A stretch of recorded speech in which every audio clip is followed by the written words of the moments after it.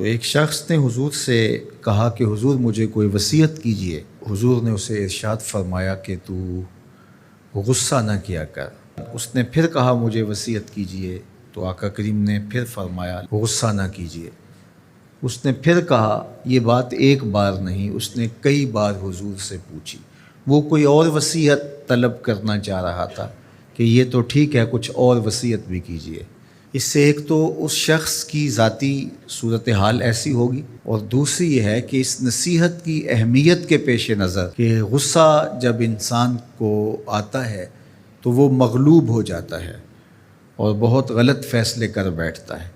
اس لیے بار بار ایک نصیحت پر تاکید کرنا اور اس کا تکرار کرنا اس امر کی طرف توجہ دلاتا ہے کہ ہمیں معاملات کے اندر بہت معتدل رہنے کی ضرورت ہوتی ہے۔ جو شخص غصے کو نافذ کرنے کی طاقت رکھتا ہے، ایک تو ہوتا ہے کہ بندہ غصے سے خود اپنے آپ کو بے چین کرے گا، لیکن اپنے غصے کو نافذ نہیں کر سکتا، غصہ نکال نہیں سکتا، خود پیچ و تاب کھائے گا۔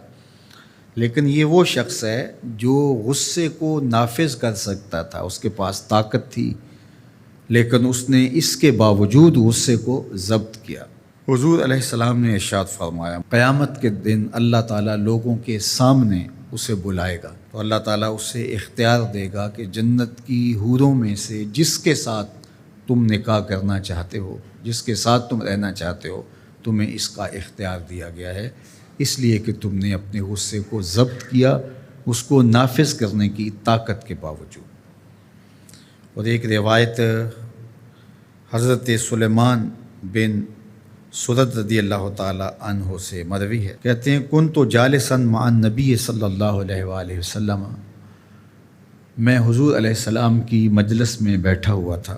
دو لوگ تھے، وہ آپس میں الجھ رہے تھے۔ ان میں سے ایک شخص کا چہرہ غصے سے سرخ ہو گیا، رگیں پھولی ہوئی تھیں، اور ایک دوسرے کے لیے سب و شتم کا ماحول پیدا ہو گیا تھا۔ اللہ کے رسول صلی اللہ علیہ وآلہ وسلم نے ارشاد فرمایا، میں ایسا کلمہ جانتا ہوں کہ اگر یہ کلمہ پڑھ لیں تو ان کا یہ غصہ زائل ہو جائے گا، ان کی جو کیفیت ختم ہو جائے گی۔ اور وہ کیا ہے؟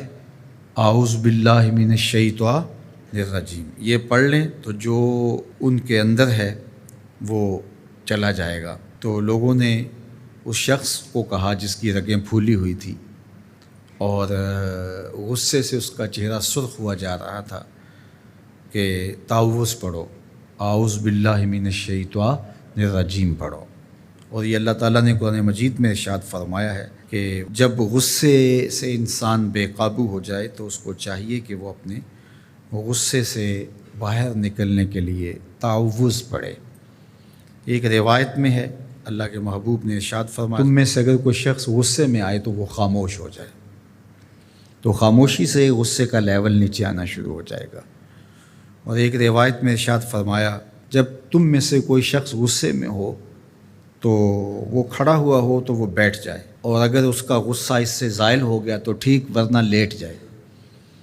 یعنی اگر وہ کھڑا ہو تو بیٹھ جائے، اور اگر بیٹھنے کے باوجود بھی غصہ ختم نہیں ہونے پا رہا تو لیٹ جائے، خاموش ہو جائے، تعوذ پڑھے اور بیٹھ جائے یا پھر لیٹ جائے۔ تو یہ چار صورتیں غصے کو کم کر دیتے ہیں۔